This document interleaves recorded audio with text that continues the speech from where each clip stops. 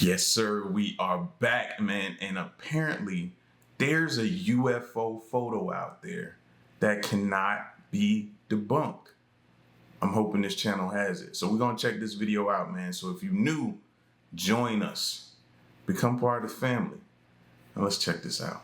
They're all the same thing, and they're all extraterrestrial. And neither of those are true.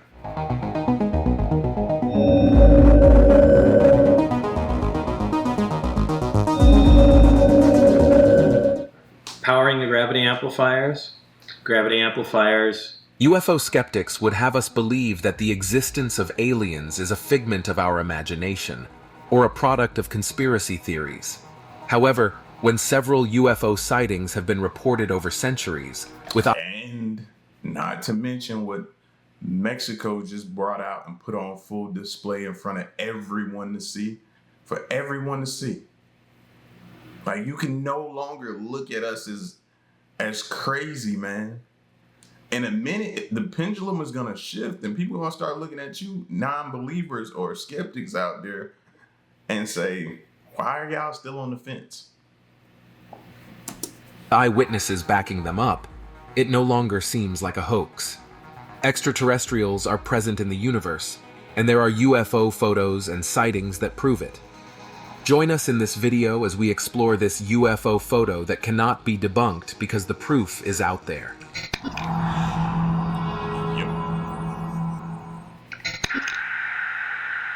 this is a fucking drone, bro. There's a whole fleet up. Number 10.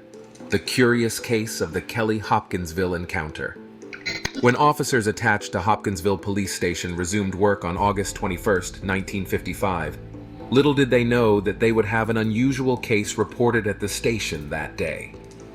That evening, 12 people, 5 adults and 7 children, walked into the station to report that aliens from a spaceship had visited their house. You can imagine the bewildered faces of the officers on hearing the report. According to the claimants, the aliens had been attacking their farmhouse, and in response, they had opened fire on the spaceship.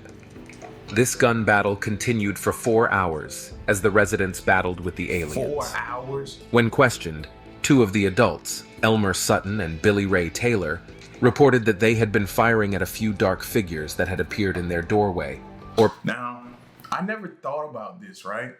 But we all know that we're trying to figure out if the Pentagon has, or Area 51 or whomever has,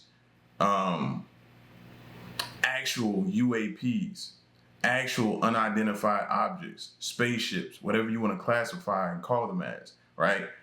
We're trying to figure out if they have them in their possession. I don't care if they're reverse engineering them or what. We're trying to figure that out, right? I never stopped to think that it could be a possibility. The reason they may have one in their possession is because one of our people or somebody here shot one down. I never thought about it that way. I always talked about them crash landing somewhere, or, you know what I mean? Something going wrong with the ship and they couldn't get it back up. But to hear them go rounds 4 hours, I was like, man, I wonder if we have one in our possession that somebody shot down. Or peered through their windows. At first, the officers found it hard to believe the alien narrative. But could 12 persons be lying? Sensing that its local citizens might be under attack, the police officers began investigating the incident. Here's where the story takes a mythical turn. The police officers arrived at the Sutton farmhouse, but didn't meet any alien-looking creatures. Neither did they see a spaceship hovering in the air or parked on the ground. Thus, the officers were vindicated for not believing the alien sighting. That's what they thought until they found evidence of gunfire and holes in windows and door screens. It was obvious that firearms had created the holes. Then it dawned on the officers that something strange had occurred on the grounds of the Sutton farmhouse. The investigating team comprised 4 city officers, 5 state troopers, 3 deputy sheriffs, and 4 military police officers from the nearby United States Army Fort Campbell. They had a new dilemma on their hands since it was clear that there was truth in the claim. They had to explain where the alien-looking creatures had come from and where they had gone. They sought answers to these questions as news of the incident spread across Hopkinsville till it became a national story. The investigation has not been completed till today. UFO theorists didn't waste time seizing the opportunity to push the UFO narrative, and their claim held strength when it was discovered that the occupants of Sutton Farmhouse had moved away. According to neighbors, the families packed their belongings and drove away from the property because the creatures returned at about 3:30 a.m. The fear of another attack caused the families to take to their heels and look for a better haven. Since the investigations by authorities confirmed that the incident wasn't a hoax, then it means that aliens exist and are lurking in the shadows. Number 9. The Westall UFO Incident. Despite being the second smallest state by land area, Victoria is the most densely populated state in Australia. The state also has an unshakable spot in Australia's Hall of Fame of UFO sightings. Among the sightings is the 1966 Westall UFO Incident in Victoria, which cannot be forgotten quickly. It happened on April 6th at Westall High School, now Westall Secondary School, located in the capital city of Melbourne. At about 11 in the morning, students and a teacher from Westall High School reported seeing a flying object in the sky. This mysterious flying object, resembling a gray, saucer-shaped craft with a slight purple hue, kept its audience in awe. The craft was about twice the size of a family car.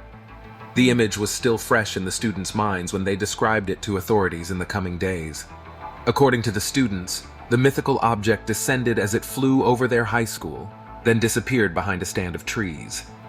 The students assumed that the object was gone for good and spent the next few minutes trying to figure out where it had come from.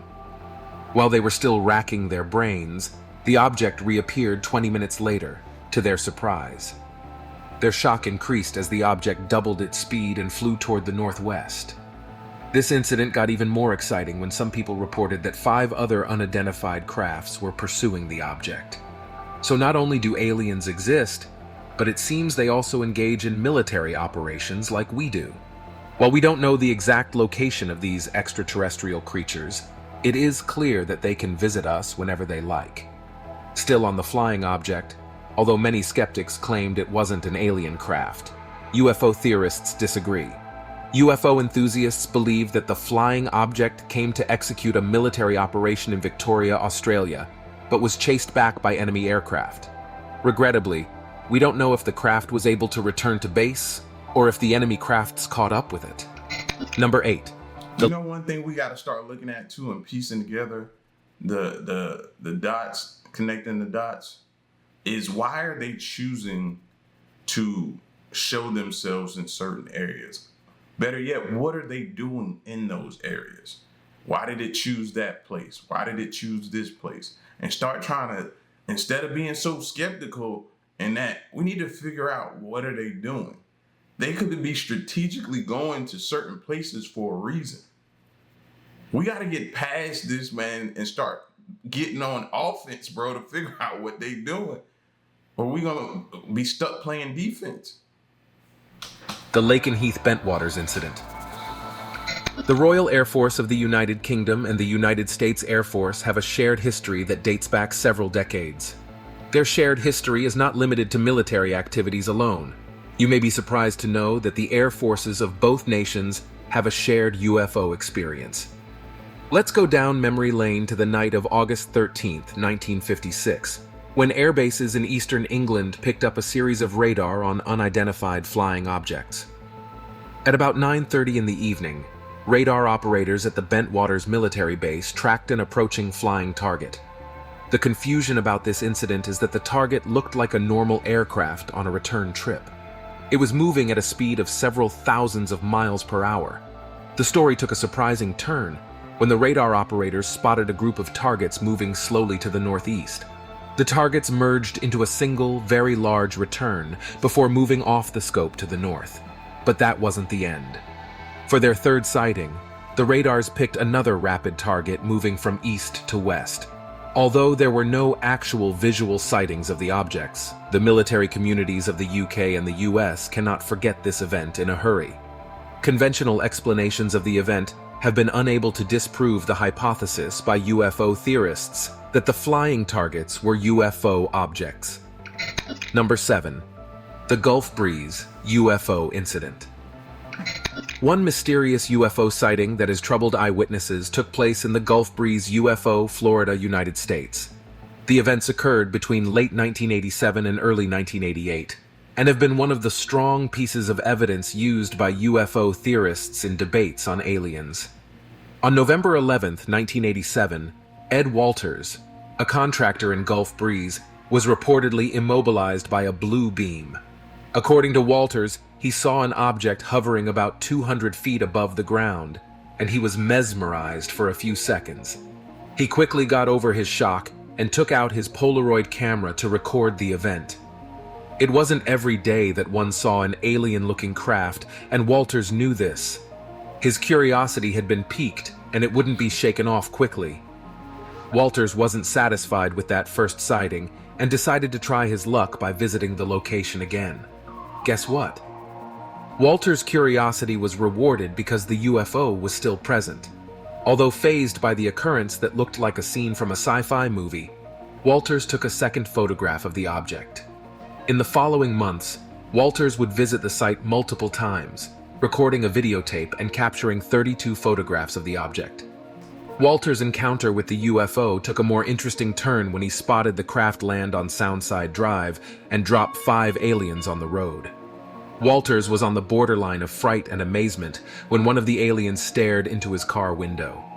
The other aliens noticed his presence and began communicating with him in English and Spanish via telepathy. Their encounter went to another level when the aliens presented him with a book showing pictures of a dog. Not long after he viewed the pictures, a blue beam of light caused him to be lifted 3 feet off the ground before he fell back to the floor minutes later. If this event seems shocking, wait till you hear that the immobilization in the blue beam occurred again on December 2nd, 1987.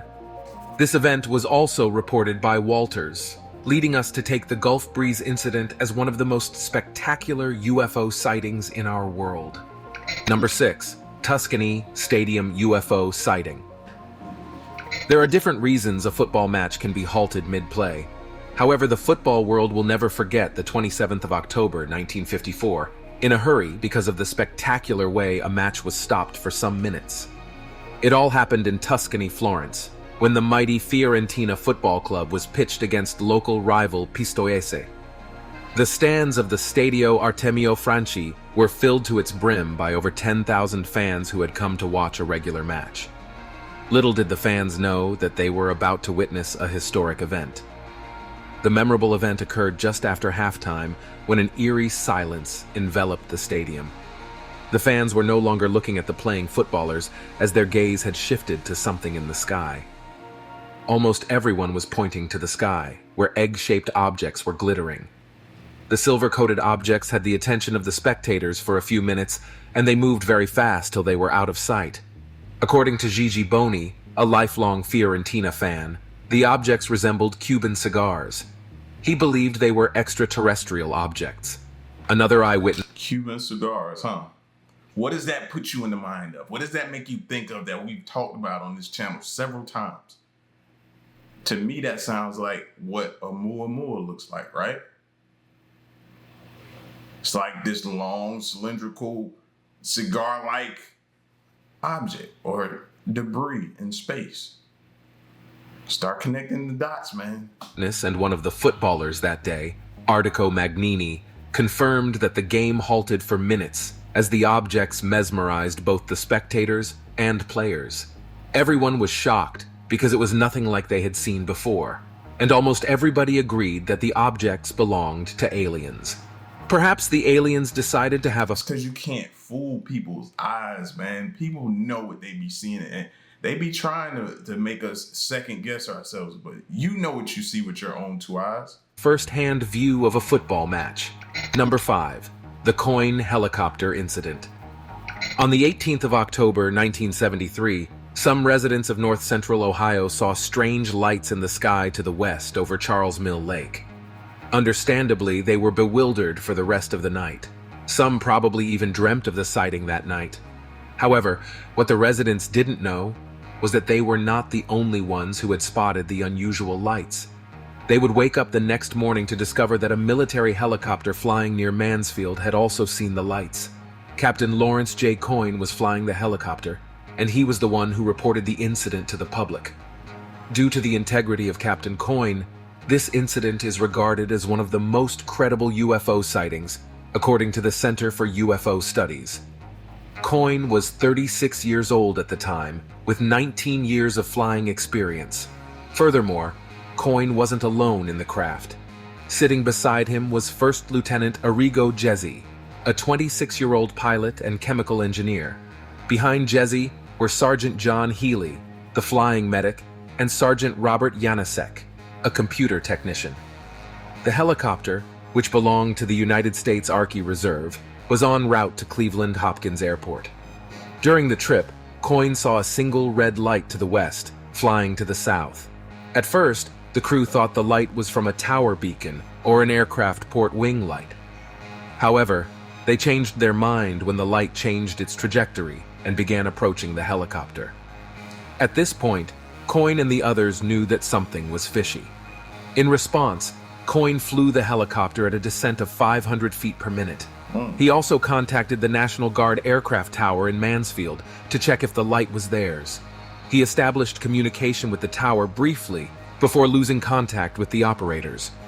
Coyne didn't want to take any chance, so he increased the descent to 2,000 feet per minute at 100 knots. Yet the helicopter couldn't outrun the approaching object. The crew was in a dilemma and braced for impact with the approaching light, but it never happened. The light halted and began hovering above and in front of the helicopter. This allowed the crew to glimpse a cigar-shaped, slightly domed, featureless gray metallic structure. From this description, it was clear that the crew had come face to face with an alien spaceship. Yo. The light hovered a bit before disappearing off west, leaving the helicopter to proceed safely to Cleveland. Number 4. The world's UFO hotspot UFO. I mean, what more do we need, huh? I know physical evidence to bring and stand in front of you, kind of like Mexico did, right? But you'll still say it's not real, it's fake. UFO sightings are such rare events that, when they happen, they confer a special status on the location where they occurred. Now, what happens if these sightings happen regularly in the same location? This has been the fate of Bonnybridge for years. Bonnybridge is a small town in Scotland that keeps buzzing in the news because of its higher number of UFO sightings. The town records the highest number of UFO sightings in the world yearly. In the past 3 decades, there have been nearly 300 UFO sightings reported annually in the town. This has earned the town the nickname UFO Capital of the UK. One of the popular UFO events in the town occurred in 1992.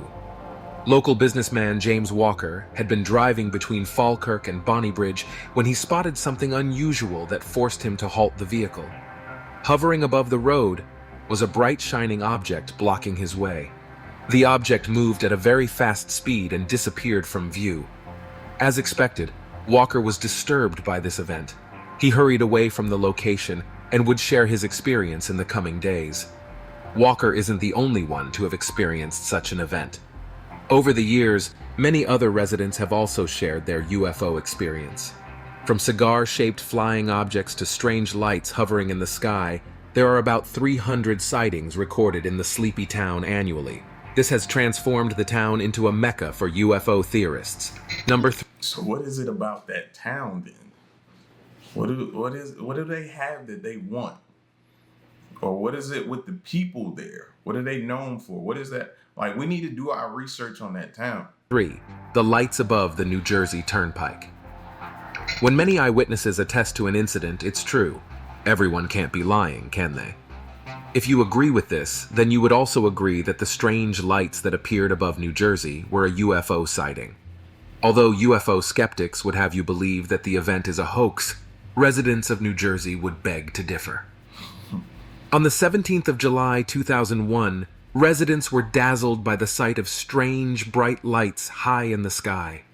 According to one eyewitness, Joe Malvasia, it was one of the most amazing things he had ever seen. Malvasia spoke the minds of many other eyewitnesses who had a glimpse of the wonder. The bright lights appeared in the sky and stayed there for some time before they began to disappear one after the other. It began with one light fading off, followed by another until the lights were no longer visible. Some of the eyewitnesses have linked the lights to aliens' visits, and they just might be right. This is because we are yet to answer where these strange lights came from or what made them disappear when they did. Surprisingly, some of the witnesses of this event included the authorities. Lieutenant Daniel Tarrant of the Carteret Police Department reported seeing 16 golden-orange colored lights, several in a V formation. Some of the lights were scattered around the V formation. Tarrant wasn't the only one with this description because at least 15 people contacted the station to report the strange lights. Most callers described seeing the golden-orange lights moving quietly in the night sky until they crossed the Arthur Kill River.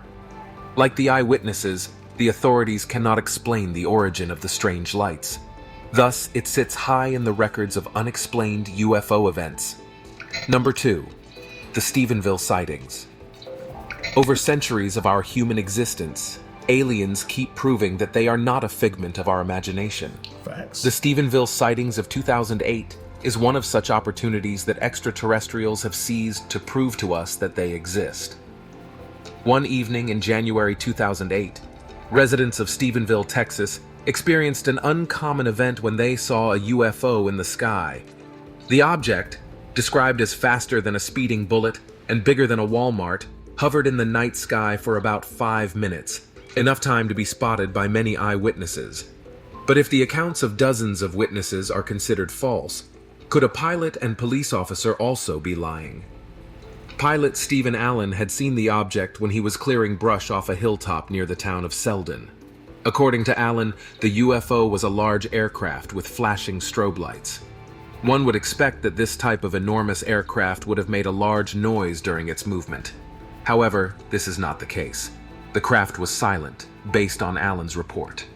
The UFO sped away at more than 3,000 miles per hour, appearing as a red glow in the eyes of police officer Leroy Gaitan, who had been walking to his car. According to Gaitan, the red glow reminded him of images he had seen of an erupting volcano. Although Gaitan knew what he had seen was special, he got a confirmation when he read the local paper the next day. He wasn't the only one who had witnessed the event. Number 1. The Chicago O'Hare UFO Sighting. Beyond farm fields and town parks, UFO sightings have also reached airports. One notable sighting took place at the Chicago O'Hare International Airport. This event occurred in the afternoon of the 7th of November 2006. It was witnessed by 12 employees of United Airlines and a few witnesses outside the O'Hare International Airport. The witnesses reported seeing a UFO at about 4:15 p.m. and communicated it to the federal authorities. Now, why would they be hovering over our airport? Especially if we are to believe that their technology far supersedes ours. So why would they be? Maybe they're trying to monitor and see how far we've come technology-wise. I don't know. The UFO they described was a metallic, saucer-shaped craft hovering over Gate C-17. The object had been spotted by a ramp employee pushing back United Airlines Flight 446, which was departing Chicago for Charlotte, North Carolina. The object, described as being between 6 and 24 feet in diameter, was completely silent. The dark, disc-shaped craft hovered over the airport for a while before disappearing by shooting through the cloud at a high velocity. The UFO left a clear blue hole in the cloud layer. It also left behind a pool of unanswered questions that UFO theorists are still seeking to answer. UFO sightings have been reported for centuries, and they will continue to occur as long as aliens exist. There's so much we don't know about extraterrestrials. UFO sightings give us a glimpse into what they might look like or how advanced they are. In the coming days, there'll be more sightings. Hopefully, we can gain more insights about aliens from these UFOs. Thanks for watching this video till the end. Listen, man. I keep telling y'all, man. How much more proof do you need? Huh? Don't worry. We're going to keep hitting y'all right in the face with all of this proof. Y'all get at me in the comment section. Let me know what you think. Stick around and stay tuned. Till next one, I'm gone. Peace.